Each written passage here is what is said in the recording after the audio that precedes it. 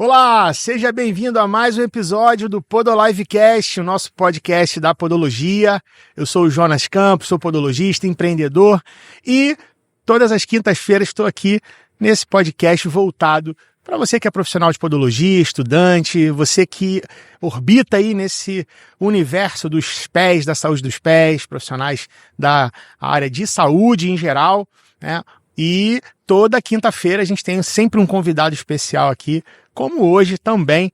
É um cara que eu queria trazer já aqui, já estou um tempão querendo trazer ele aqui, deu certo hoje, nesse episódio, tá super especial.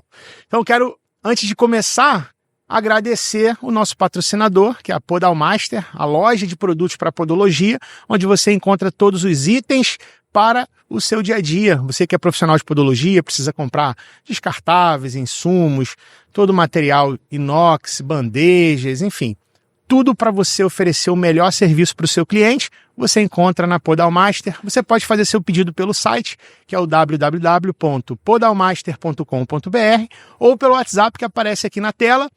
E também pode seguir lá no Instagram, o Podalmaster, @Podalmaster, para você ficar por dentro lá de todas as novidades, produtos, né? Coisas que chegam lá, que são novidades para revolucionar o seu atendimento, você encontra lá na Podalmaster, que é nosso patrocinador aqui. Eu sempre agradeço, porque através desse patrocínio a gente pode viabilizar esse projeto de ter sempre o podcast aqui para vocês e trazer informação, conhecimento, algo que te ajuda a enxergar, talvez algo que você ainda não conseguiu ver, ou ter um insight, conhecer novidades, saber coisas que são importantes e relevantes para a sua atividade profissional. Então, mais uma vez, obrigado, Podalmaster. E agora, eu quero chamar aqui o nosso convidado de hoje, ele que é médico ortopedista, especialista em cirurgia do pé e tornozelo, é médico do CALO, que é o Centro de Alongamento Ósseo, e também do INTO, que é o Instituto de Traumatortopedia, aqui do Rio de Janeiro. Um cara é uma fera nas redes sociais, um médico, não vou dizer blogueiro, porque não é o perfil, mas que traz muita informação, muito conteúdo bacana, que elucida, tira dúvidas, né, e ajuda bastante as pessoas a terem mais saúde nos seus pés. Eu estou falando do doutor André Perim. Ei, Jonas. Eu sou meio blogueiro mesmo, não ofende não. Tá Acho que todo mundo hoje em dia tem que ser um pouco blogueiro, cara, não tem jeito. Virou... Cara, quando você vai pesquisar um restaurante, você entra na rede social pesquisar, quando você vai pesquisar não sei o quê, por que você não vai pesquisar um tema de saúde pra ver qual é, né? Então, é verdade. Acho que faz parte do jogo já, não tem jeito. E quanto mais rápido você descobre isso, entende... Você aceita melhor a coisa, né? Eu fico imaginando assim... eu recebo essa resposta de uma pancada de gente, assim, tipo assim... A pessoa tinha medo de fazer uma cirurgia X lá. Aí ela vai lá, olha no meu Instagram, ela nem não opera comigo, mora lá no interior do Macapá. Mas ela vai, ela vê que tem a possibilidade, ela corre atrás lá na região dela, por atrás do médico, e vai lá e opera. Tipo assim, bem ou mal, você ajuda uma pessoa muito distante, que não ia ter acesso a você, porque é longe, o Brasil é grande demais, e resolve a vida dela. Então assim, pô... É bom ser blogueiro às vezes, não é triste não, funciona. É porque você potencializa, né, cara, a mensagem sai ali do teu raio, né? Sim, sim. E você deve ter seguidor fora do Brasil também. Tenho. Assim, se você pegar lá meu escrutínio de seguidores, a maioria tá no Rio de Janeiro, sim. Mas a maioria, assim, 30%. Aí tem muita gente de São Paulo, e aí você vai indo... Estou falando dos estados, né?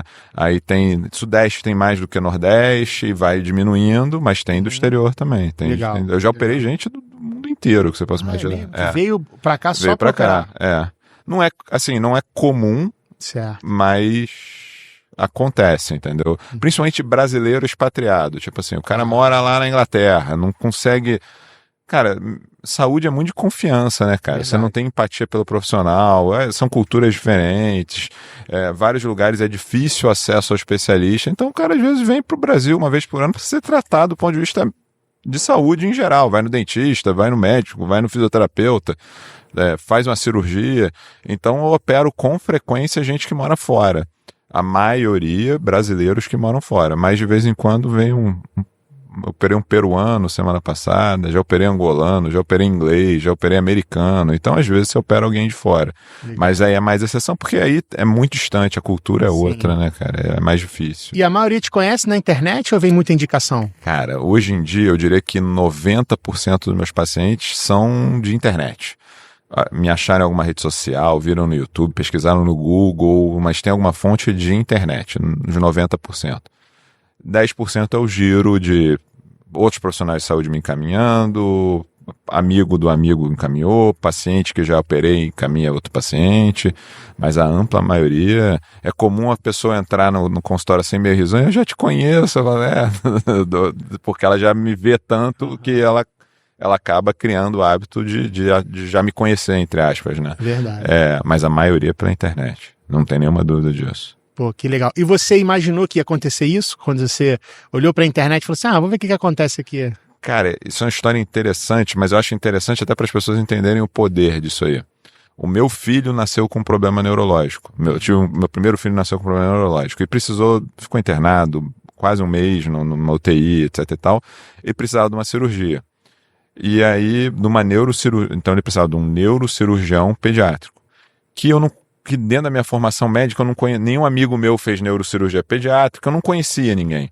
Então você começa a pesquisar por quem é bom, etc. Ele tem 12 anos agora, tem 12 anos essa história. Não é tanto tempo assim.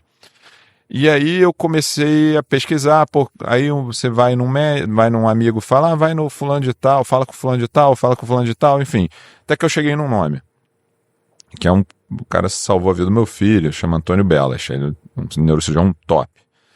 Só que quando eu fui, aí eu não conhecia o cara, o que você faz? Joga o nome dele no Google. Cara, não tinha uma coisa positiva no Google a respeito. E ele era assim o top, o melhor que tinha. Porque é de uma geração anterior, numa época que nem a minha geração ainda mexia com internet. Então assim, te dão limões, você faz uma limonada, né? Eu vi, cara, ninguém divulga o trabalho na internet, era uma coisa muito incipiente. O médico que divulgasse, ele tinha um site meio simplesinho ali, uma coisa muito superficial. Rede social estava começando, né? Tinha Facebook, o Instagram era só para fotinho do dia a dia. Então foi a sacada que eu falei assim, cara, isso aqui é uma forma de você divulgar a tua existência. Porque você é recém-formado, ninguém sabe que você existe. Como é que... Você saiu da faculdade e ninguém bota lá num papel, esse profissional aqui é de verdade agora. Isso vale para qualquer profissão, né? Verdade. Então foi uma forma que eu encontrei. Agora, que ia tomar o vulto que tomou, jamais imaginei, não tinha. E até porque as coisas foram muito instintivas, assim. Eu não contratei empresa para fazer as coisas para mim, eu não tinha grandes. Até contratei pequenos assessores, mas, cara, sempre foi muito ruim o serviço, eu nunca tive boas experiências. Mas aí às vezes eu postava um negócio lá e via, isso aqui funciona, vou dar uma melhorada. E aí às vezes você postava um videozinho, uma fotinho, alguma coisa assim, o troço viralizava. Aí você falava assim, cara, tipo... E ao mesmo tempo que viralizava, querendo ou não, o consultório enchia. Então você via assim, tinha um potencial muito grande. Então... eu fui meio na tentativa e erro e vendo oportunidade e perdendo um pouco de vergonha. A gente tem muita vergonha no início, né, cara? E você vê, eu também não acho, eu jamais iria num TikTok fazer dancinha. Você pode ir lá ver minhas postagens, não tem nada, é totalmente profissional. Claro que eu faço com um linguajar pro leigo ver, porque meu público não é o médico, meu público é o paciente. E poderia ser um médico em outras circunstâncias, mas no meu caso é o paciente. Mas eu não faço nada muito sensacionalista ou para fazer gracinha ou qualquer coisa assim, até porque as pessoas exigem uma certa postura do profissional de saúde em geral, né? Que você não quer ir a não ser que seja uma coisa muito pontual ou esqueci o nome dele, tem um dentista que ele tem um trabalho muito grande, ele posta muito e ele tem um trabalho muito grande com crianças especiais. Então, cara, o cara é sensacional, ele faz gracinha com as crianças, mas assim, tem um propósito, assim, que é para mostrar como ele... E de fato ele deve ser muito... Não sei nem se ele é bom dentista, mas com as crianças ele é espetacular, entendeu? Eu gosto de ver os vídeos só porque é bonito ver ele conseguindo lidar com as crianças, criança com síndrome de Down, criança autista, etc. Então, assim, cara, funciona. Com certeza. Funciona. É um caminho que Realmente, hoje em dia, não tem você jeito, tá na internet, você não existe, literalmente. Né? Você pode fazer qualquer coisa da tua vida. Você vai numa loja de móvel planejado, você recebeu o contato, a primeira coisa que você vai fazer, você vai tentar achar o Instagram do sujeito para ver o portfólio do que ele fez. Você vai eu tenho um monte de tatuagem, você vai no tatuador, você vai querer ver o que esse cara faz. Né? Antes de ir, claro que antes de ir, às vezes. O que esse cara fez? Como é que fica? Qual a qualidade né? Então, do pintor ao médico, ao não sei o que, ao restaurante, você vai quero ver a cara desse prato. É bonito o prato? Quero ir só vou no restaurante se o prato for bonito. Então, assim, eu acho que não tem mais jeito, entendeu? É tipo assim, é que nem, usando analogia pobre, há muitos anos atrás, a minha cunhada virou e falou assim, pô, fui no médico, nem sei se o cara era bom, nem lembro quem era o médico. Eu fui no médico, mas não dá pra respeitar o médico. Ela é leiga, né? Ela não é profissional de saúde. Mas por quê? Sentei na mesa lá, ele pegou uma ficha de papel, não tinha nem um computador na sala. Tipo assim, deve ser uma pessoa mais antiga, etc e tal, mas assim, ela já associou isso com uma falta de atualização, com atraso, com alguma coisa assim. Então, assim, a gente não ter uma referência de pesquisa hoje em dia você quer ao menos entrar e ver o currículo do profissional, ver a capacidade que ele tem, ver o tipo de trabalho que ele realiza, ver o foco dele.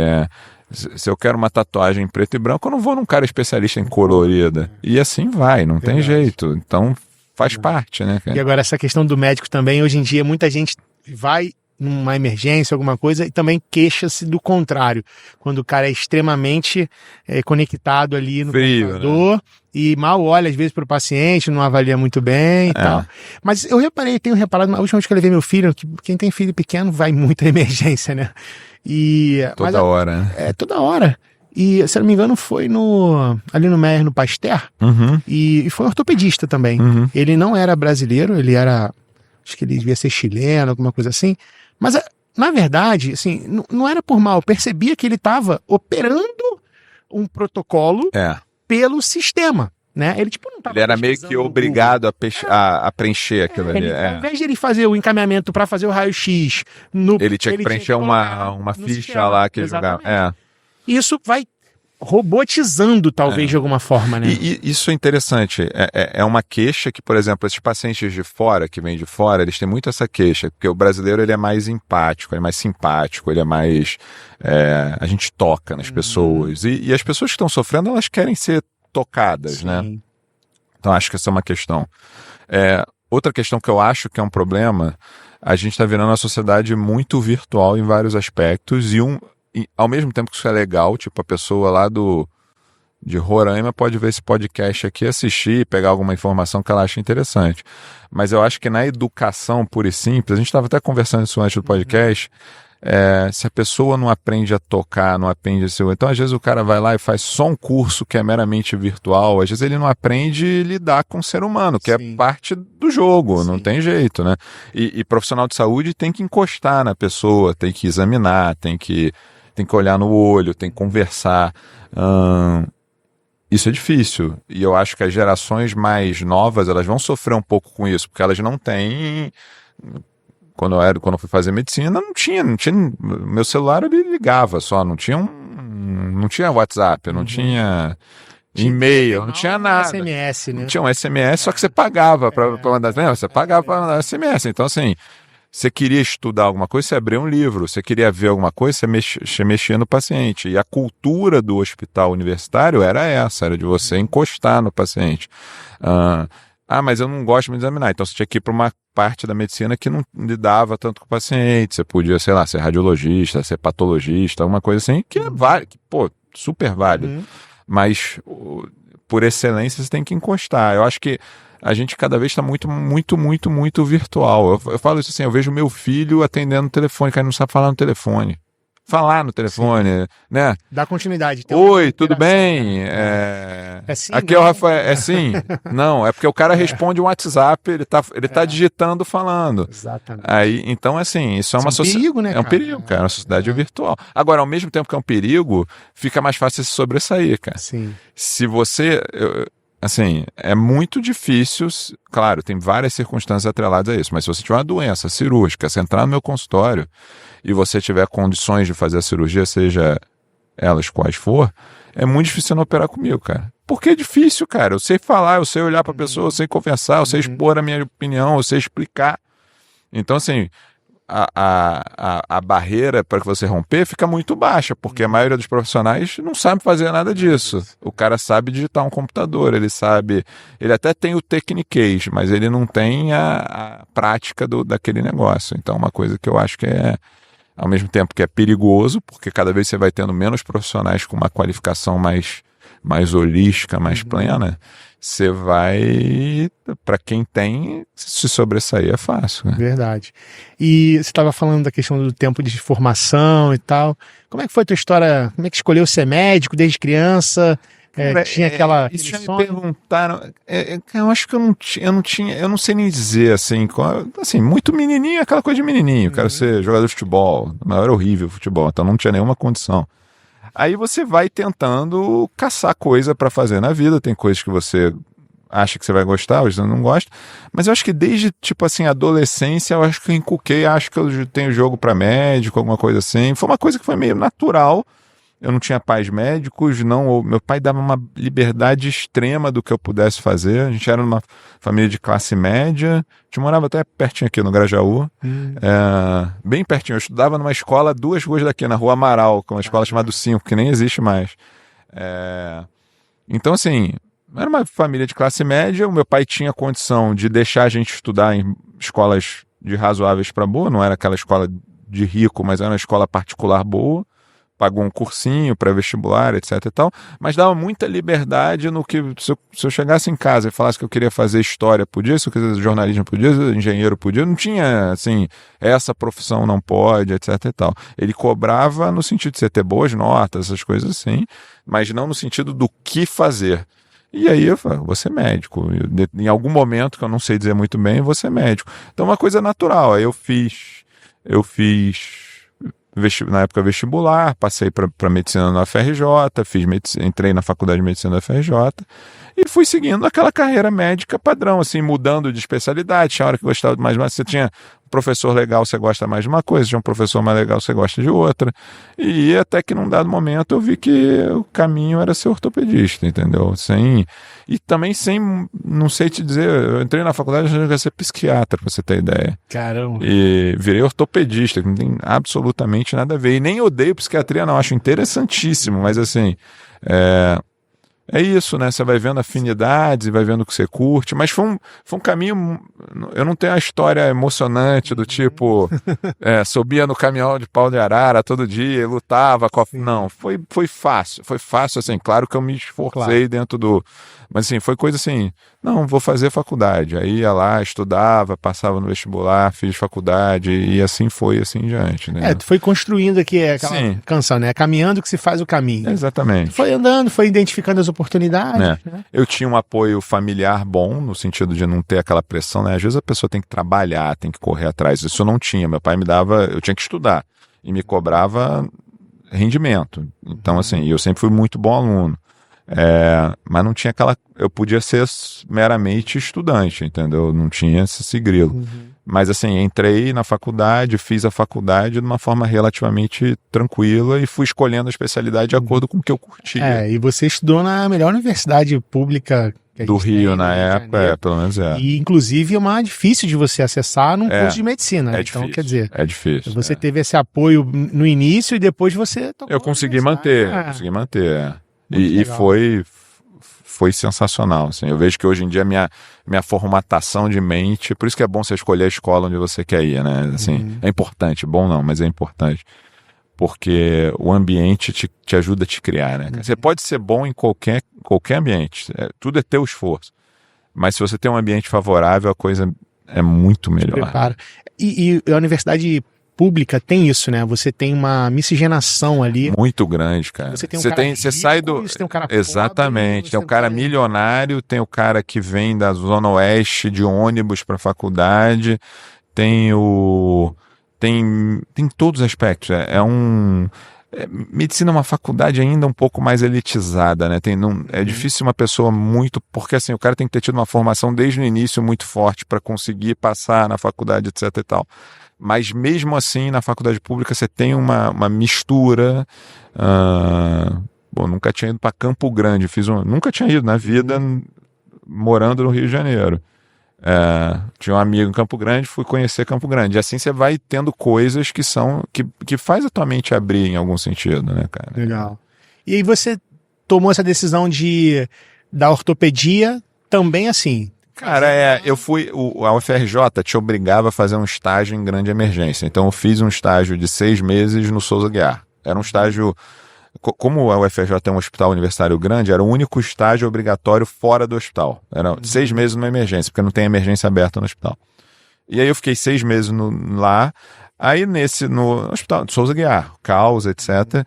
Mas tinha um serviço de ortopedia que eu achei muito legal, porque a ortopedia, ela não é uma especialidade... Você consegue, por exemplo, se você quiser ser ortopedista, só ter consultório, não operar ninguém. Ela é clínica e é cirúrgica ao mesmo tempo. E eu achei isso bacana, não tinha que abandonar o consultório e ser apenas um cirurgião, e eu podia ser as duas coisas ao mesmo tempo. A ortopedia é meio marcenaria, eu acho que eu gosto disso também, sempre gostei, sempre fui o cara que consertava coisa em casa, arrumava coisa em casa. Então, acho que é difícil saber se foi por esse motivo a escolha. Sempre tem um cara que te dá uma moral também. Você tá num plantão, é um médico que, foi mais legal contigo, querendo ou não... Tem uma identificação. Você se acaba se identificando com aquilo. Então, acho que isso foi no 7º período. Eu fiz esse estágio, aí tive esse contato inicial, que era mais ou menos no 6º, 7º período da faculdade, né? São 12 períodos em medicina. E aí eu já comecei, eu acho que isso aqui pode ser a minha. E aí comecei a tentar acompanhar médico fora, em cirurgia para ver como é que era. E aí eu já senti que era a minha praia, vi que psiquiatria não ia ser para mim. Então... aí tu não ia fazer, como psiquiatra, não ia fazer o que você faz hoje em nível de cirurgia, né? Em cirurgia é muito mais clínico. Totalmente clínico, né? Totalmente clínico. Legal.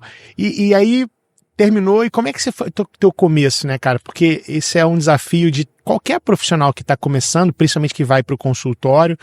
Na verdade, você termina a faculdade, aí eu emendei numa residência médica, que é quando você se forma ortopedista, são 3 anos. Medicina é longo, né, o processo de formação. Então, são 6 anos de faculdade, você faz os 6 anos de faculdade. Depois você faz 3 anos de ortopedia. Então, você sai ortopedista, você pode tratar traumas, tratar coisas básicas como um ortopedista. Depois desses 3 anos de ortopedia, isso tudo na FRJ, eu fiz 1 ano de uma subespecialização em reconstrução e alongamento ósseo, que é uma área totalmente específica da medicina. Nessa área, o meu mentor lá da área, ele também fazia cirurgia de pé e tornozelo. Então, depois de 1 ano de reconstrução e alongamento ósseo, que é uma área que eu atuo muito pouco hoje em dia, eu fui fazer 1 ano de cirurgia de pé e tornozelo. Cara. Então, tipo assim, eu demorei 6, 9, 10... 11 anos praticamente para me formar cirurgião de pé e tornozelo, tá? Aí, cara, aí é dureza, porque no início você não tem nada, cara. Você não tem nada. Fica 11 anos só estudando. Você não tem nada. Para dar o start. Isso é um problema da medicina. Você demora muito tempo para virar gente grande, cara. Teus amigos teu amigo advogado já tá trabalhando, já tá ganhando dinheiro, já tá fazendo acontecer. O teu não sei o que tá fazendo, é engenheiro, já tá contratado uma empresa de engenharia, não sei o que, e você tá lá estudando ainda. Demora demais, cara. Demora demais. É por isso até que deve ser melhor remunerado, né, cara? A formação é muito mais longa. É que as pessoas não acham, né? Mas assim, e todas essas formações, todas sem exceção, são em período integral. Não tem faculdade de medicina que é meio período, só à noite. Não tem esses estágios. Você pega uma residência pesada, tem residência pesada que são 60 horas semanais. Tirando o couro do sujeito mesmo. E não tem jeito, faz parte do processo de aprendizado. Porque tem muita coisa para aprender também, né, André? Tem. E é técnico, né, cara? Se você não pegar na mão e ir lá fazer, treinar cirurgia é artesanato, eu sempre falo isso. Se você não treinar artesanato, teu vaso sai torto. Ninguém faz um vaso na primeira vez certinho, bonitinho. Você faz o primeiro entorta, o segundo você quebra, um fica disforme, e você vai fazendo 200 vezes para você aperfeiçoar aquilo ali. 2, ele é um artesanato que você lida com vida ainda. Então, nenhuma pessoa em sã consciência vai te dar coisas difíceis para fazer de cara. Então, você demora muito tempo fazendo coisas muito fáceis para quando alguém criar confiança em você, dizendo, pô, esse cara consegue fazer, eu faço. Aí vamos te dar uma coisinha mais difícil para fazer. Então, é um trabalho sob supervisão. Não tem como ser rápido isso aí. É impossível. É fisicamente impossível. Então, tudo isso atrelado demora demais para você se formar. Então você se forma e você não tem nada ainda. Com 11 anos você não tem nada. Eu lembro que assim, eu terminei na residência. Eu tenho uma transição, depois eu ainda consegui me situando aos pouquinhos. Mas na residência eu terminei, eu não tinha nem... E o hospital, que eu tinha um plantãozinho fora, o hospital fechou. Exatamente quando eu terminei. Então eu falei assim, tô desempregado, aquela sensação assim, não tava precisando de dinheiro, não era nem a questão, mas assim, aquela questão assim, caraca, agora eu tenho que começar a ser gente grande, começar a correr atrás. Já era casado, já tinha que dar uma corrida atrás de alguma coisa. E aí, aos pouquinhos, as coisas vão indo. Aí você vai lá, eu comecei atendendo numa clínica em Madureira. Você vai pro subúrbio, atende numa clínica em Madureira, atendia 30, 40 pacientes uma manhã. Era um troço assim, massivo. Aí você vai se divulgando e querendo ou não, o que me ajudou muito nesse meandro, para agilizar processos pelo menos, foi a internet, entendeu? Porque aí eu consegui, mesmo sendo um cara jovem, porque o problema é esse no início, ninguém te conhece, eu podia ser top, eu podia ser muito bom, muito capacitado, mas eu era um recém-formado que ninguém conhecia, entendeu? Então, por que vão em mim? Não sabe nem que eu existo, né? Não tem páginas amarelas que você vai lá e vira a página e escolhe. Então, tudo isso é um processo que é lento. E a internet, querendo ou não, ela me agilizou muito esse processo. Se você falar que não, é mentira. É verdade. E hoje o que você opera mais e qual que é o perfil de paciente que você tem mais em relação... Você atende só praticamente pé. Só pé e tornozelo. Pé e tornozelo. Assim, no consultório privado eu virei muito referência para joanete. Então, assim, 90% das minhas cirurgias no consultório privado são joanete hoje em dia, tá? Porque as pessoas chegam para operar joanete comigo, tá? E isso é totalmente às custas de rede social, não tem nenhuma dúvida disso, tá? É claro que como eu opero muito joanete, eu me capacitei demais para operar joanete. Mas é o que as pessoas me procuram muito, isso no consultório privado. Eu ainda trabalho no SUS e não pretendo sair, eu curto muito. Eu trabalho no INTO, que é um instituto federal aqui do Rio. E aí é outro público. Tá? Também opero joanete no INTO, tem de tudo no INTO, você pode imaginar, mas tem, por exemplo, pé diabético pra caramba, tem pé chato, tem sequela de fratura. Aí é um purpurri de coisas absurdas, assim, tipo... vou dar um exemplo claro. Hoje eu selecionei 3 cirurgias para fazer semana que vem. A gente vai... programando o mapa cada dia. Hoje eu selecionei o da semana que vem, as 3 cirurgias que eu vou fazer semana que vem. Faço de 3 a 4 cirurgias por semana. Aí eu vou, você vê como é que é. 3 e 4 lá. Lá, no INTO. Não, no privado eu faço muito mais. Eu opero uns 10, 12 pés por semana. No privado, no INTO, uns 3, 4, mais ou menos, tá? Aí só pra você ver como é que é doido isso. Eu separei um joanete para fazer, eu vou operar um joanete, vou amputar um pé de uma pessoa, de um pé, não é diabético, um pé de um cara que teve uma sequela de acidente, já tentaram reconstruir várias vezes o pé, não tem jeito. Foi um acidente muito grave. Teve um acidente de carro há anos atrás, enfim. Quando o paciente te pede para amputar é porque ele já está sofrendo mais da conta e ele não aguenta mais.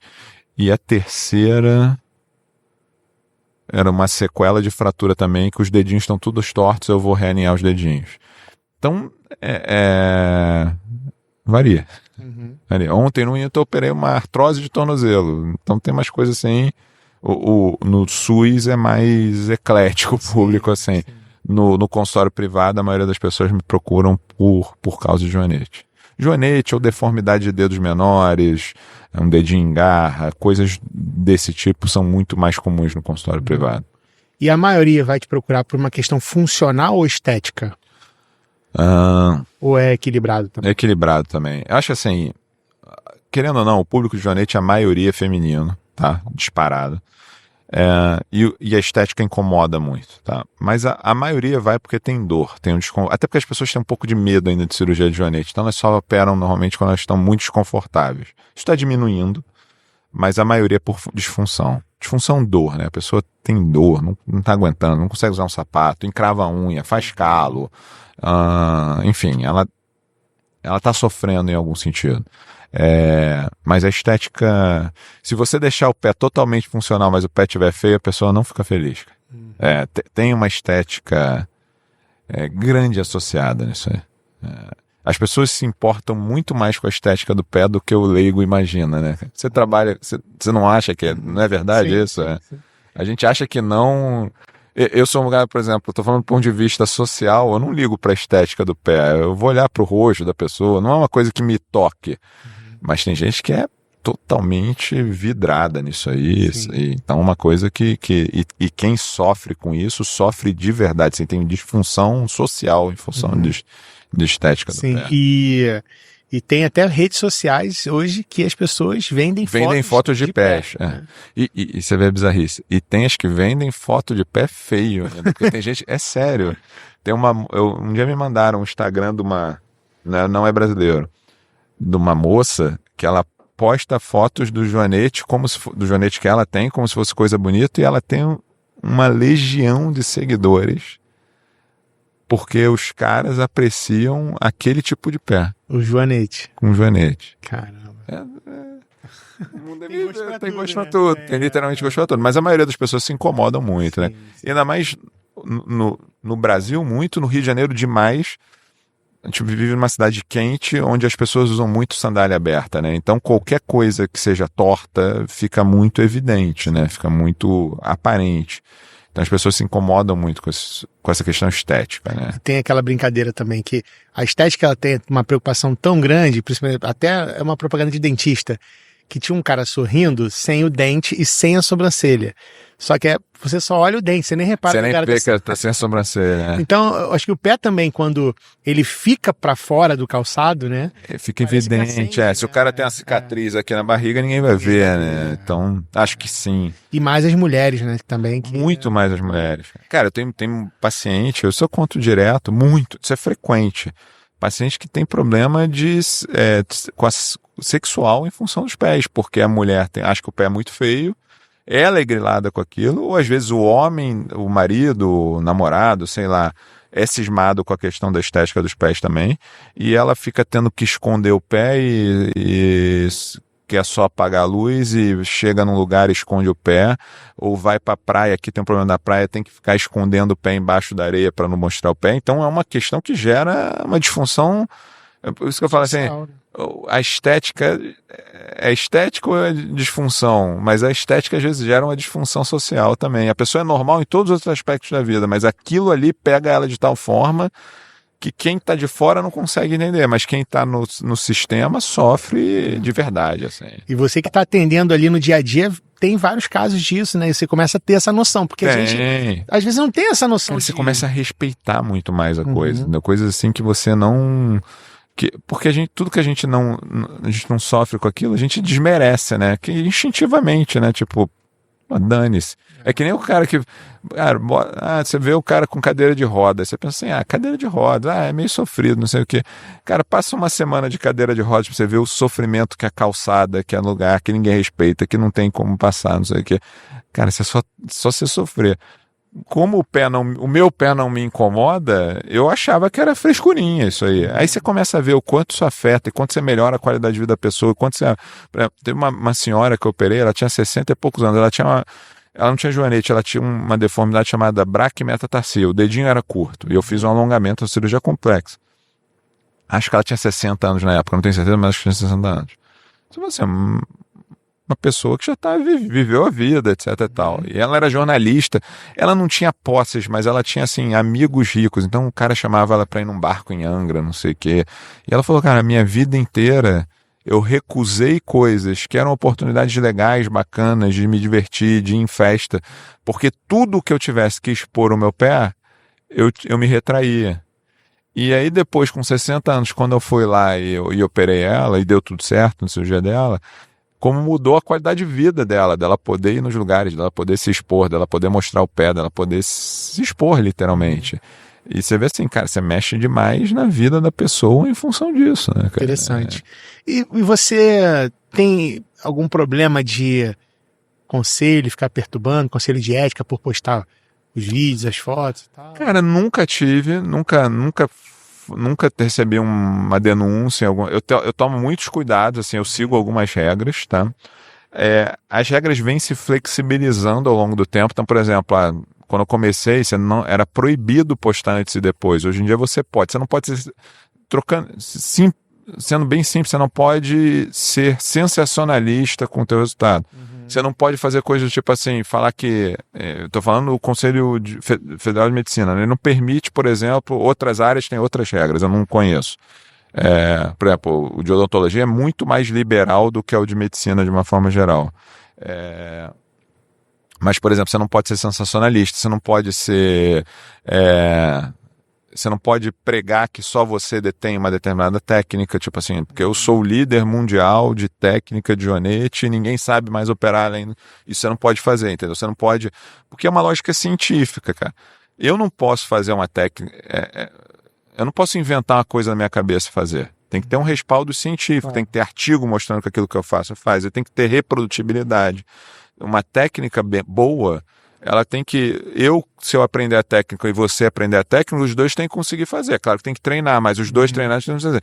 Se a técnica só eu sei fazer, só eu consigo fazer... Cara, suspeita disso normalmente. O charlatão é assim, né? Eu detenho... É quase mágico, né? Eu detenho o poder mágico de fazer uma determinada coisa. Então, se você toma o cuidado de não falar isso, até porque não é verdade, tá? Você não costuma ter grandes problemas hoje em dia. Eu nunca tive um problema. Talvez agora hoje, só porque eu falei, alguém vai denunciar. Mas assim, acho que não. O grau de exposição que eu tenho é muito grande.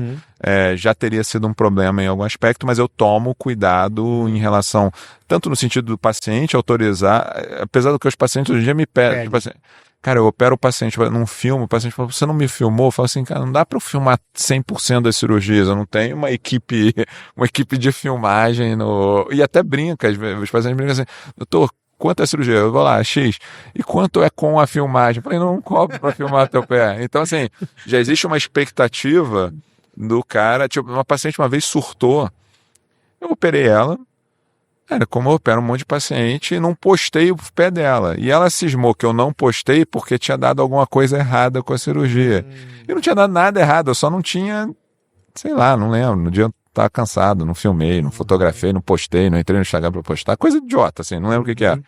Então, assim, não costumo ter problemas, entendeu? Apesar do Conselho Federal de Medicina ser bem restritivo, embora nos últimos anos venha... Por exemplo, antes e depois era proibido você postar um antes e depois. Tipo, aqui estava antes, aqui estava depois. Era proibido pelo Conselho Federal de Medicina. Hoje em dia é permitido, tem umas regras da forma que você faz. Você não pode, tipo assim, deixar um pé super feio antes e depois você dá uma enganada, melhora a luz, dá uma maquiada, isso você não pode fazer. Tem que ter o mesmo critério. Tem que ter o mesmo critério. Está escrito isso lá. Tem que ter ângulos iguais, a iluminação ter igual. Você não pode passar um... Tipo assim, isso é claro que para pé isso tem menos importância. Sei lá, o cara que é plástico, ele não pode... Ou um dermatologista não pode ir lá e passar uma maquiagem Porque também o cara faz isso, né? Pega, sei lá, a pessoa tem um problema... Isso eu vejo muito em dermatologista, em dentista. Isso na prática não pode, né? Sei lá... Tá feio antes, né? E a pessoa tá com a cara triste, sofrendo, assim, e aí depois que tá feito o procedimento, ela tá sorrindo, feliz e contente. Tipo assim, isso aí já passa uma impressão pior. E isso, em teoria, não pode ser feito, entendeu? Entendi. Você tem que ser realista, ó. Fica assim antes, depois é assim. E sem filtros, sem grandes Eu te perguntei isso porque é uma coisa que a gente usa muito na internet, é a prova social, que é o próprio paciente narrar os seus ganhos, seus objetivos, e isso acho que de alguma maneira acaba sendo mais delicado, né? Mas também, como o cara quer muitas vezes que o pé dele apareça ali, de repente ele mesmo também... Cara, o que eu faço hoje em dia, eu tenho vídeo com 2 milhões de visualizações. Meu vídeo mais visualizado tem 25 milhões de visualizações. É impossível eu verificar todos os comentários de um vídeo, a não ser que alguém veja alguma coisa, e às vezes acontece, e me avisa, olha lá, a pessoa tá Às vezes as pessoas... Eu tenho pouquíssimos problemas nas minhas redes. No YouTube é um pouco pior. O YouTube as pessoas são meio agressivas comentando as coisas, falam umas besteiras assim. Mas no YouTube eu nem leio os comentários. Porque senão, cara, você começa a se contaminar com aquilo ali, não é o objetivo. E no Instagram eu também não consigo mais ter esse controle. Então, assim, se um paciente meu ficou uma porcaria a cirurgia, ele quiser me descer o sarrafo lá na cirurgia, ele vai conseguir, eu não vou nem ver. Eu não vou, a não ser que alguém veja e me avise, olha lá, o paciente está surtando. Então, cara, a maior prova social é isso, é aberto. É verdade. Se você quiser ir lá e me criticar, é claro que se a crítica for absurda, alguém vai me avisar, né, e eu vou ver. Mas eu não tenho esse controle fino hoje em dia mais, e eu acho que a prova social é sensacional. Cara, o melhor paciente é o paciente que foi recomendado por outro paciente. Ou seja, ele já fez as perguntas do qual o sofrimento. Porque vai chegar no médico, o médico vai falar, não dói tanto. Mas eu não fiz no meu pé, eu não sei se dói tanto. A gente tem um certo, como a gente vê muito sofrimento, a gente tem uma tendência a desmerecer pequenos sofrimentos. A gente tem uma tendência a só dar valor ao que dói muito, ao que sofre muito, ao que incomoda muito. Então, cara, quando ele conversa com um paciente que tem o mesmo problema dele, esse paciente já vem amaciado para você, no sentido dele saber o que ele vai passar, de como são os processos, de como são os eventos pós-operatórios ou de tratamento, seja ele qual for. E hoje em dia também a pessoa pesquisa tanto que ela também já passa a ter uma noção. Cara, ela já chega, às vezes eu vejo que eu estou explicando a coisa pro paciente no consultório e tá assim, mas isso é assim, não, mas eu já vi, mas não sei o que, deixa eu te mostrar a sandália, coisa, não, essa aí eu já vi, doutor, não sei o que. Ele já vem meio... E rede social é engraçado, né? O cara namora contigo antes, né? Ele não vê tua rede hoje e amanhã ele vai. Ele fica te olhando, ele olha teus posts. Ele quer sentir como é que você é. Até por isso, a dica aí para as pessoas que estão fazendo rede social, você tem que postar o que você é na rede social, porque a pessoa quer ver o que você é, quer ver se você vou brincar, ela quer ver se é de esquerda ou de direita, ela quer ver se você acredita, qual a tua religião, ela quer ver tudo, porque ela quer ir numa pessoa que ela curte. Criar conexão também, que ela curte, entendeu? Sei lá, tua visão política é X, ela não quer ficar 3 horas sentada na tua frente, sei lá, você é podólogo. Os procedimentos demoram, não demoram? Demora. Você conversa com as pessoas enquanto você está conversando. Cara, se for um papo que ela não gosta, ela não vai em você, cara. E melhor que não vá mesmo, cara, pra você não ter que ficar lá. Pior coisa é você ter que ficar mudo lá fazendo um curativo ou fazendo um procedimento, porque você não vai com a cara da pessoa e a pessoa não vai com a tua cara. Cara, vai no outro médico, vai ter o público maneiro pra você, legal. Então a rede social é um namoro, cara. Eu canso de paciente assim, não, eu já te sigo há 3 anos e hoje eu estou vindo aqui, hoje eu criei coragem. Pô, o tempo dela, de boa. Legal. E quando você começou a operar, fazia aquelas cirurgias antigas ainda, porque hoje você... Sim, cara, cirurgia minimamente invasiva, eu tenho um pouco de dificuldade de saber a data exata, mas eu acho que comecei em 17, 18, então tem uns 5 a 7 anos, mais ou menos isso, tá? Até porque é nova a cirurgia, tá? Eu só faço muito porque eu fui um dos primeiros a acreditar, mas assim, do ponto de vista global, ela é uma cirurgia relativamente nova. Até então, 2018, era tudo cirurgia convencional aberta, que funciona, cara. É bom, entendeu? É só diferente, é menos, na minha opinião, é mais sofrido para o paciente, é mais lento os processos.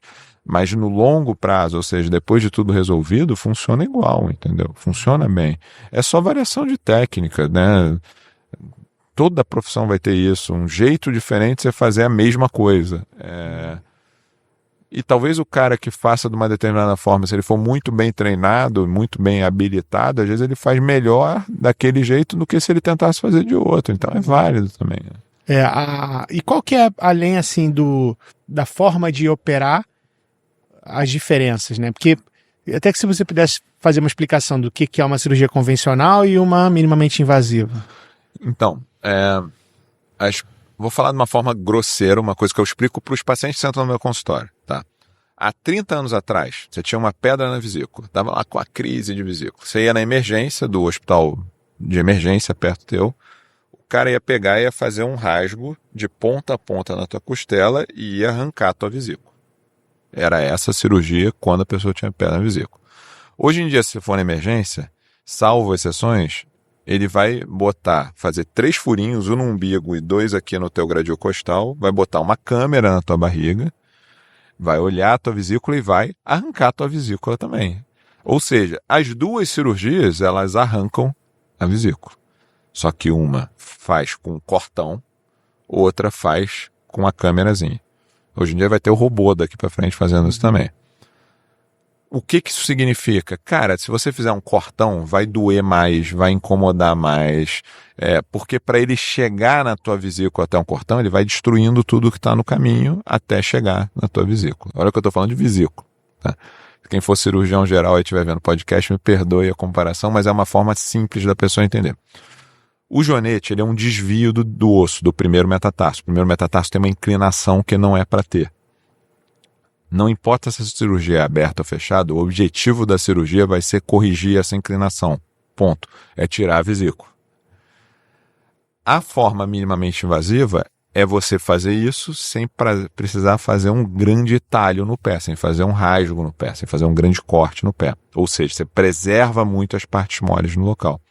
Então, qual é a vantagem real da cirurgia minimamente invasiva? Dói menos e é esteticamente muito mais agradável. Não tem um cortão no teu pé, não tem uma baita cicatriz no teu pé. Mas do ponto de vista prático, as 2 arrancam a vesícula. Uhum. Uma arranca a vesícula sem abrir, a outra arranca a vesícula abrindo a região. Então, a vantagem da cirurgia minimamente invasiva... Claro que eu estou sendo muito simplista aqui, sim, tá? Mas para a pessoa entender, eu acho que é uma forma fácil da pessoa entender. É que eu consigo fazer uma coisa com tanta eficiência quanto eu fazia antes, sem ser tão agressivo. Isso ajuda no pós-operatório, recuperação. O pessoal sai do teu consultório do centro andando. Sei lá, vou dar um exemplo assim. Há 10 anos atrás, se chegasse um paciente que fosse operar o joanete comigo, eu ia falar, eu vou te operar, você vou operar um pé de cada vez, isso já é uma baita vantagem, eu nunca operava os 2 pés ao mesmo tempo, eu operava um pé, resolvia um pé, o cara passava pelo processo de recuperação do pé, aí ia operar outro pé. Então isso parava um pouco a vida dele, parava mais tempo, tá? Então você operar os 2 pés ao mesmo tempo, você resolve, claro, se a pessoa tiver 2 joanetes, né? Nos 2 lados. Mas a maioria é bilateral, né? A maioria das deformidades são bilaterais, 80% mais ou menos é bilateral. Então, eu consigo resolver a vida do paciente de uma forma muito mais rápida, e isso representa até dinheiro, né? O cara não precisa parar tanto tempo de trabalhar, não precisa se excluir socialmente porque está recém-operado, etc e tal. 2, como a dor é muito menor, os processos de recuperação são muito menores. Tipo assim, uma pessoa que trabalha num consultório, num dentista, já operei muito dentista, o cara mantém a rotina de trabalho dele, para os primeiros dias ali, mas depois já volta à rotina de trabalho. Claro que se o cara for trabalhador de chão de fábrica, a coisa vai ser mais difícil, tem que ficar horas em pé, tem que fazer força, etc. Mas se é um advogado, é uma pessoa que trabalha no escritório, é um médico, dá para ele manter a rotina relativamente inalterada de trabalho. Entendeu? É fácil. Uhum. É mais fácil. Então você torna o pós-operatório mais leve.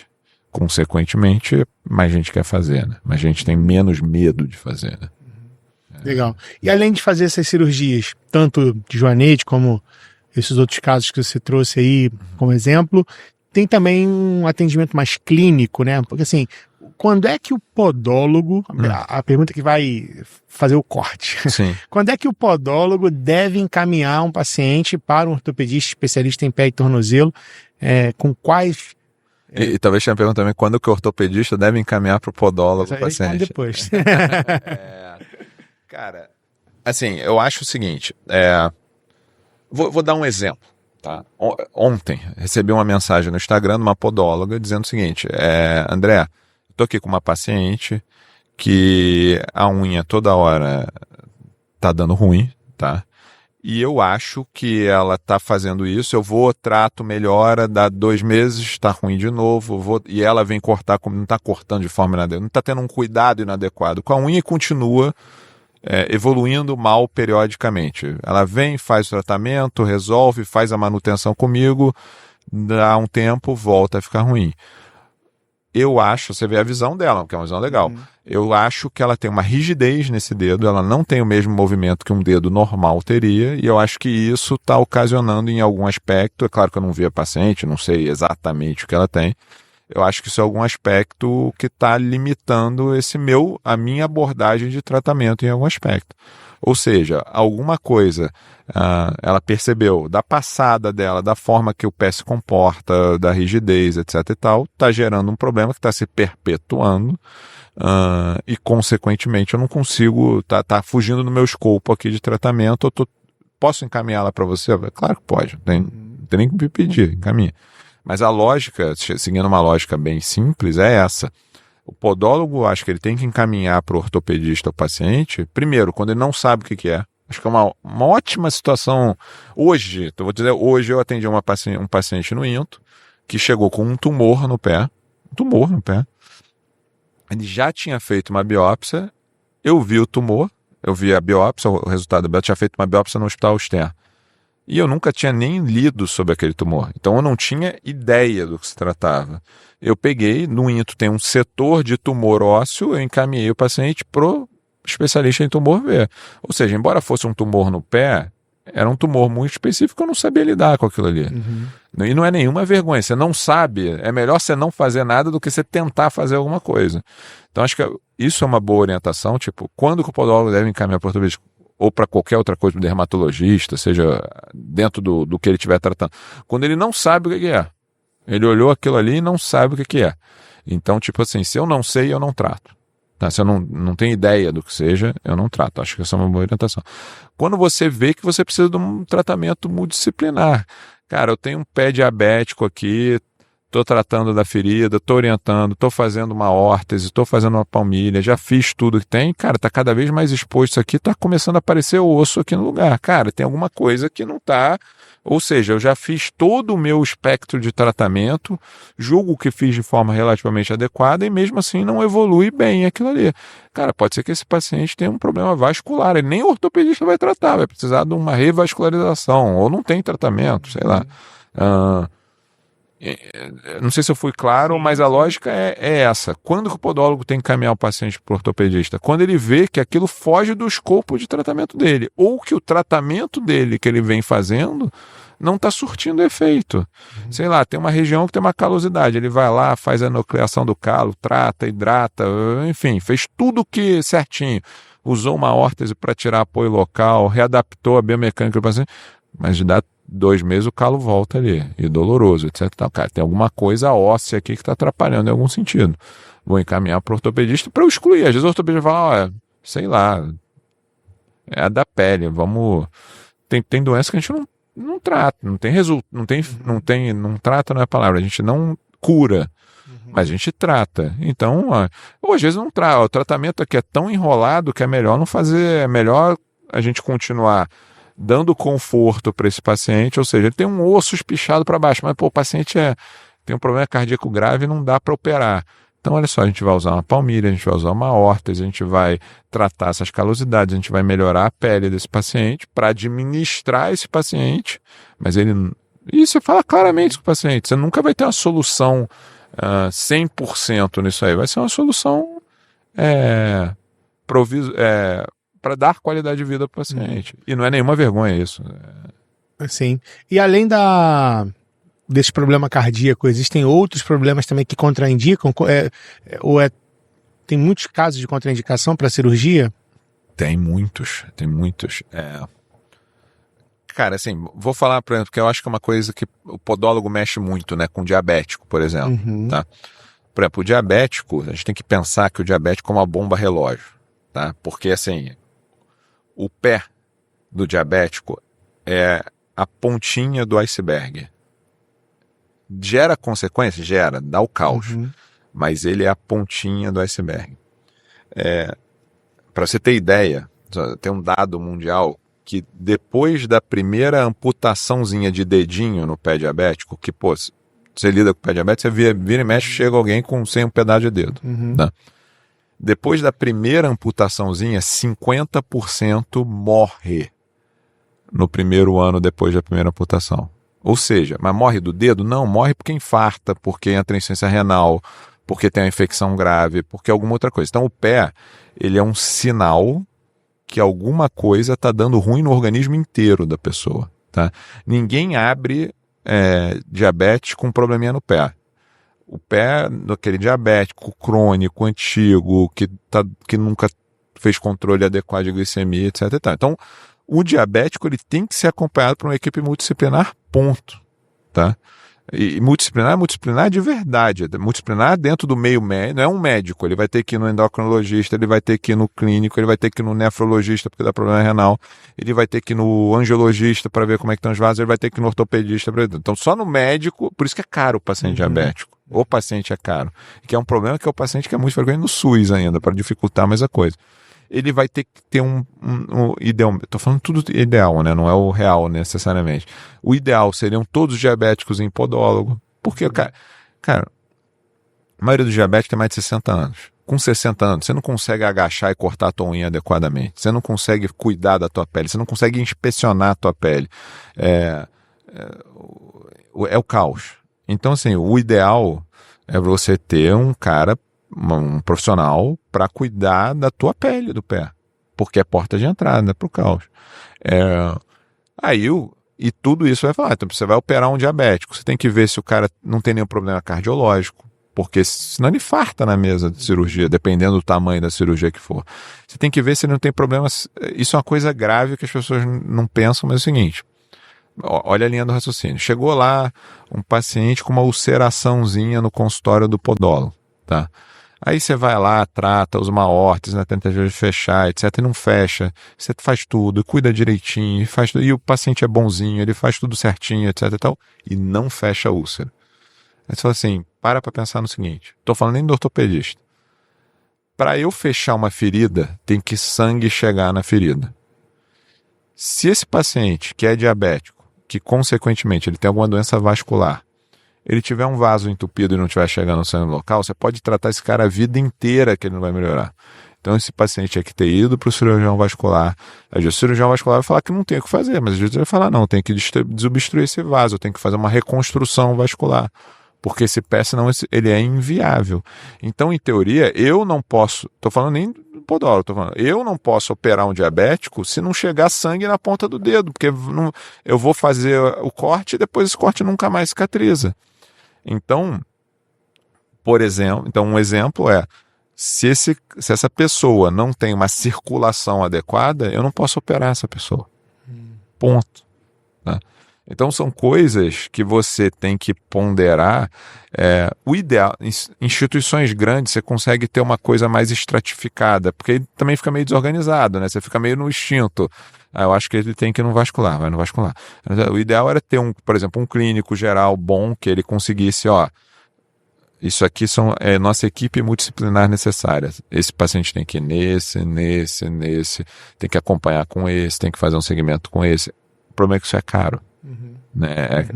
Ficar indo em muito caro e infelizmente e não é prático. Funcional, não é prático. Você não consegue fazer isso. Por exemplo, na UFRJ tinha um ambulatório de pé diabético, que era uma fisiatra que conduzia, não era nem ortopedista.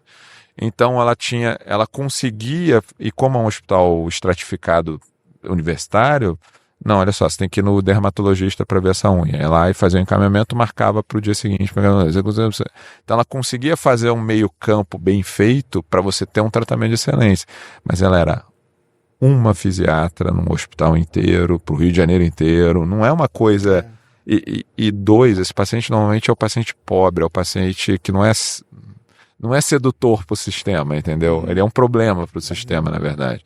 Então, o triste é que muitas vezes eles chegam para a gente já para amputar, não chega para você reconstruir, não chega para se ajudar. Quando chega, já está nesse cenário. Já está no cenário do caos. André, você quer mais água? Aliás, eu não vou dar mais água não. Thiago, pega para ele lá Eu sei que você gosta de uma bebida diferente. Uma bebida que é convencional. E clinicamente, André, sem cirurgia, o que você mais trata lá? Acredito que você deve ter muito caso de pé plano, né? Pé chato. Cara, trata muito pé chato com palmilha, por exemplo, tá? É comum, mas assim, a doença mais comum do pé é a fascite plantar. Tá disparado, assim. Se eu fizer uma banquinha na Central do Brasil ali e dizer, trato sua dor no pé, cada 10 9 vão vir com fascite plantar, né? Então é muito comum. E é uma patologia de tratamento essencialmente clínico, né? Também de abordagem multidisciplinar, né, cara? Você vai ter que mandar para um fisioterapeuta tratar, você vai ter que, às vezes, botar uma órtese no paciente em algum aspecto para acomodar a pisada, acomodar, né, a calosidade que está sendo gerada, alguma coisa assim. Então é uma patologia... Pô, obrigado. Não, tem que trazer a lata, pô, pra saber o que é. Isso aqui só no cheiro eu sei, né? Não é propaganda não, mas não. pô... Valeria, né, cara? Eu acho que eu merecia um patrocínio. É, né, verdade, cara. Cara, disparado fascite plantar. Disparado. A doença mais comum e mais frequente e mais maltratada, talvez, porque ela é lenta, não é uma coisa que você consegue ser... Profissional de saúde é assim, né? A gente gosta das coisas que a gente consegue pegar e resolver, né? Só que é lento, demora e dói, o paciente vai e volta e depende do compromisso do paciente também, porque ele tem que se alongar, ele tem que fazer fisioterapia. Então é uma patologia lenta e ela é raramente cirúrgica. Sei lá, em um ano eu devo operar uma fascite, se muito. É muito pouco frequente a necessidade. Você consegue ter bons resultados com o tratamento clínico, mas demora, né? Não é um tratamento rápido, né? Deixa eu só ver se é de verdade. Então a maioria, além do joanete, aí você tem esses casos de fascite. É que no meu consultório, cara, é muito joanete. Né? Muito joanete, deformidade de dedo. Mas aí é um consultório enviesado, porque as pessoas me procuram por isso. Mas fascite é a campeã, doença mais comum do pé. Mais comum do pé. Pé chato tem muito pé chato infantil, pai e mãe, né? Pai e mãe é muito preocupado, então eles vão para perguntar, para saber como tratar, para botar palmilha, para ortetizar, essas coisas assim, são frequentes, mas não são as mais frequentes, entendeu?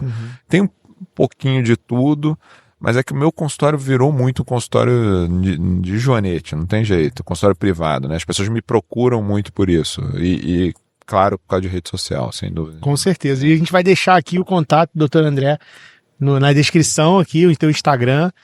Provavelmente a galera já deve te seguir lá, ou já deve ter muita te gente visto, já deve né? seguir, Eu tenho, Às vezes... cara, o público maior é podólogo, acho que é o principal, deve ser a principal classe de trabalhadores que me seguem, deve ser de podólogo, é muita gente mesmo, muito podólogo. Porque é correlato, né? São temas correlatos. E às vezes são dores que o profissional tem de não conseguir tratar, né? E tem coisa assim, tipo assim, às vezes, isso é legal, né, que é a coisa da informação. É muito frequente, por exemplo, assim, aquela senhora que tem um problema, sei lá, de qualquer, um calo, alguma coisa em unha, alguma coisa, seja qual for que o podólogo está tratando ali, está abordando, onychomicose, alguma coisa assim. E o cara está tratando, mas ele vê que o paciente tem outro problema. E fala, olha, isso aqui é um joanete, tem como tratar. Então tem muito podólogo que me encaminha paciente, não é nem para resolver o problema que ele trata. É para resolver um problema que ele diagnosticou ali, olha, isso aqui é uma garra em dedo. Ou até às vezes coisa assim, olha, você tem esse calo, mas esse dedo está torto, então eu posso fazer meu tratamento. Eu vou fazer meu tratamento para te aliviar sintomas, mas isso aí, para definir, você tem que ir num ortopedista e resolver isso de alguma forma. Sim. É frequente, muito frequente. Então, assim, acontece muito do podólogo me encaminhar o paciente, não é nem para ajudar ele no tratamento que ele está fazendo, é para uma outra coisa que ele percebeu, cara, é que nem um médico, pô, chega um paciente para mim, eu vejo lá, cara, isso aí é um melanoma, um tumor de pele, eu não sei tratar isso aí, mas, cara, eu vou te encaminhar para um dermatologista que tem risco de vida aqui, então, tipo assim, você ter uma noção plena das doenças que você trata, cara, é importante, né? Legal. E você ter essa informação lá na internet é bom que o cara que ele aprende, identifica, né? Ele aprende. E o teu vídeo é didático, mesmo que não seja com esse objetivo, de alguma maneira... O cara vê, né? O cara entende, né? Acho importante. E é legal porque você explica o conceito, né? E é gostoso de ver também, porque tem aquela coisa do sensorial, né? Do ASMR que a galera gosta de ver, tem os áudios, tem toda aquela parte do procedimento. Eu acho fantástico aquela hora que você comprime, remove. E sai a pasta de osso, né? Dá uma coisa satisfatória, né? Ver aquilo. E também ver a conclusão do processo. Sim. Né? Porque é legal também ver os casos que você não mostra só a cirurgia, mas como veio, qual era o problema, que qual aconteceu foi o depois. procedimento e depois como fica. Cara, não sei, deve ter alguma coisa da gente, né, que é assim, né? Por exemplo, eu adoro. Tem uma podóloga que ela posta, são vídeos muito bem feitos, a maioria daquela onicocriptosezinha ali, mas, cara, o resultado final é muito gostoso de você ver, assim, é gostoso de você ver. Tá vendo também? Eu fico vendo, cara. Mas eu tenho, é coisa de profissional de saúde, né? Eu gosto de ver, às vezes você olha assim, aquele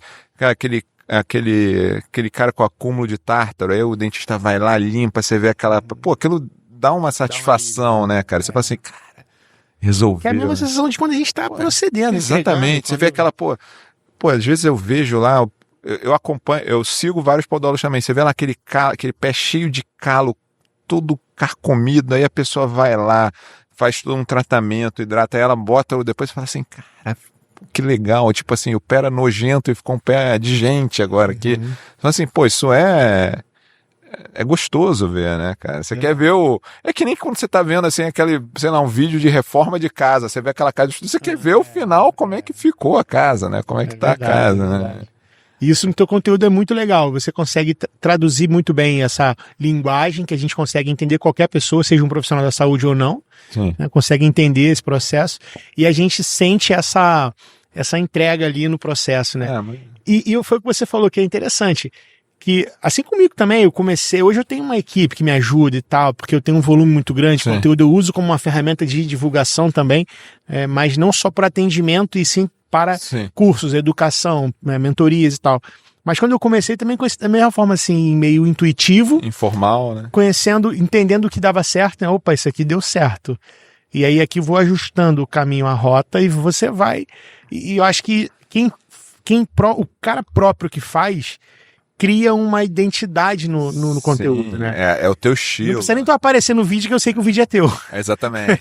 Você já sabe como é que vai ser. Mas, exato, E isso é legal, porque você cria uma coisa tua, né, cara? E as pessoas se identificam com isso. Verdade. Né, elas querem ver como é que esse cara faz isso aí? Como é que eu...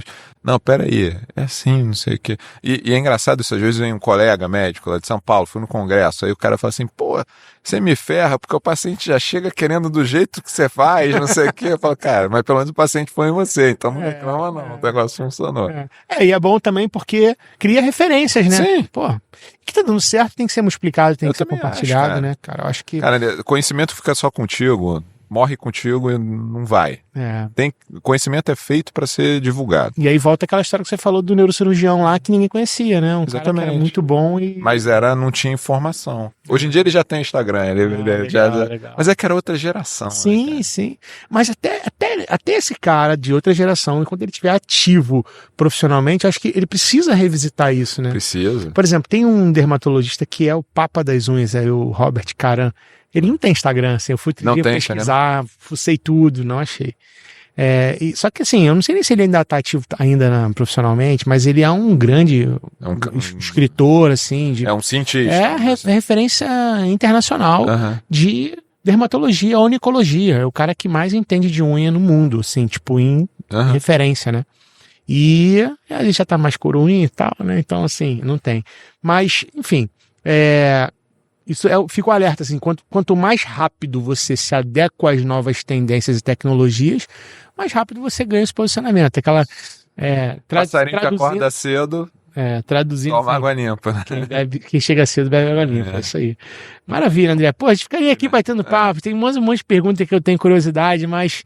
Galera, a gente futuramente marca aí de novo, para você vir contar mais um pouco da tua experiência e também poder trazer essa conexão, que eu acho que é muito importante, né? Que a gente também falava aqui antes de iniciar a gravação, como que é importante você ter essa integração podólogo, médico, né?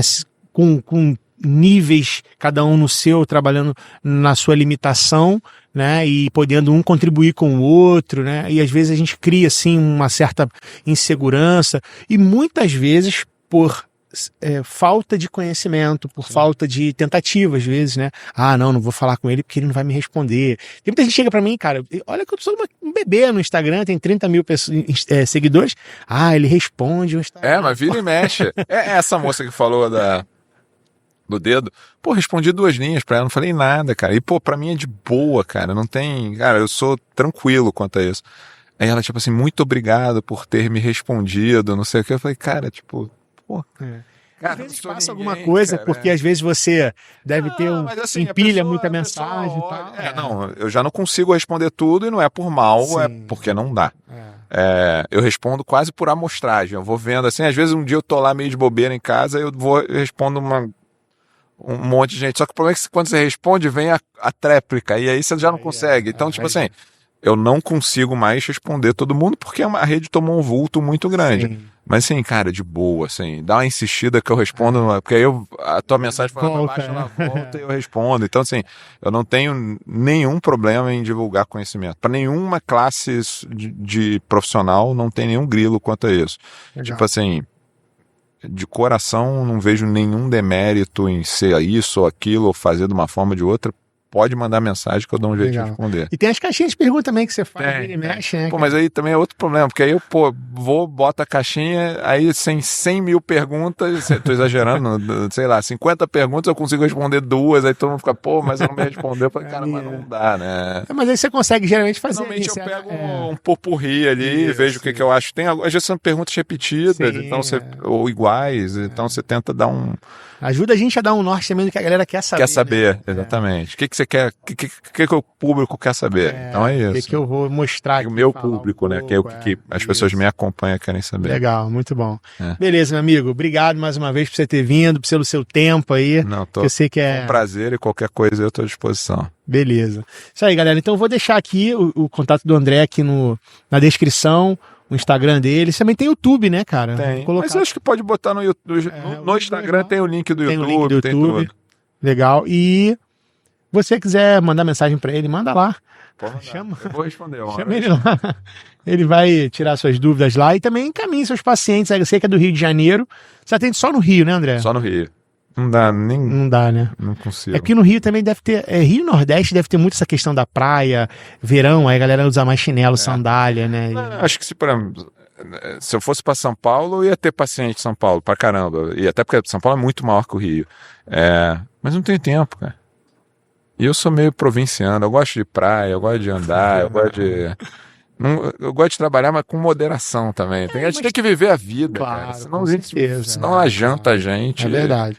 Mas aí o cara vem de São Paulo pra cá, pode vir. Se o cara quiser. Você é um especialista. Muita gente de São Paulo. Muita gente de São Paulo. E dá pra fazer uma consulta prévia? Cara, a maioria das primeiras consultas de fora do Rio são online. Maioria.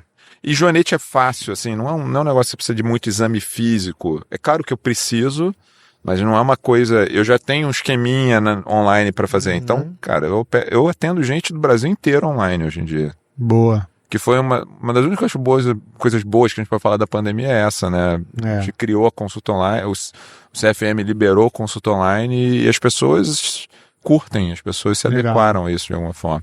Então, eu faço muita consulta online.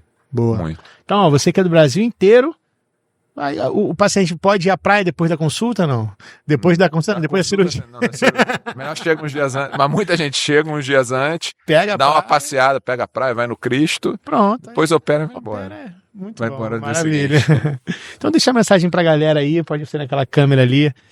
Fala um pouco do que do teu objetivo, né, da rede social, que a gente conversou um pouquinho lá no início. Cara, assim, o meu objetivo é divulgação, tá? É claro que eu não gosto muito de hipocrisia. É claro que eu gosto de ter paciente, eu gosto do meu consultório cheio e eu ganho dinheiro com isso, é meu trabalho. Então a rede social, desde o dia 1, foi para captação do paciente, tá? Mas eu curto essa coisa da interação, de mostrar, de explicar. Eu gosto de explicar, eu gosto de ensinar. Eu acho que eu tenho algum talento para isso, para divulgação de informação. Então, assim, por isso que eu sei que um monte de gente que me acompanha nunca vai ser meu paciente, porque não tem nem a doença, às vezes, eu não curto, eu gosto só da espremida. Mas, assim, minhas redes sociais estão sempre abertas para isso, para as pessoas conversarem, para as pessoas tirarem dúvidas, para as pessoas... Quem quiser, não precisa nem me pedir, pode repostar coisa minha, pode criticar, pode fazer, como é que se diz? React achando nojento, achando que tá ruim, não tem problema nenhum. Desde que seja respeitoso, é super válido. Legal. E também a galera que quiser encaminhar, o paciente também pode encaminhar. Você manda pro paciente, ó, dá uma olhada aqui nesse médico, ele faz esse tratamento, né? Tem Olha essas aí, opções, o que você acha? Vê essas opções. Legal. Que aí difunde bastante isso. E é isso que a gente precisa, né, cara? Possibilidade de tratamento. Muito bom, galera. Merece um like. Deixa o like. Se inscreve lá no canal do André também. Vou deixar aqui embaixo. Pode deixar. Vou deixar aqui embaixo também na descrição.